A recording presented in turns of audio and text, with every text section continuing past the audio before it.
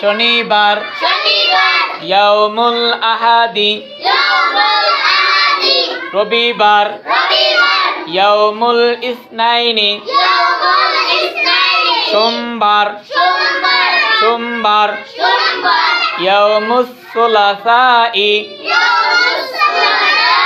মঙ্গলবার ইয়াউমুল আরবিআই বুধবার ইয়াউমুল খমিসি বৃহস্পতিবার ইয়াউমুল জুমাআতি শুক্রবার কি বার? তাহলে আমরা কয় দিনের নাম শিখলাম? বলো তো 7 দিনের নাম। প্রথম 7 দিনের প্রথম দিন কোন দিন? আরবিতে কি বলা হয়? বলো আরবিতে কি বলা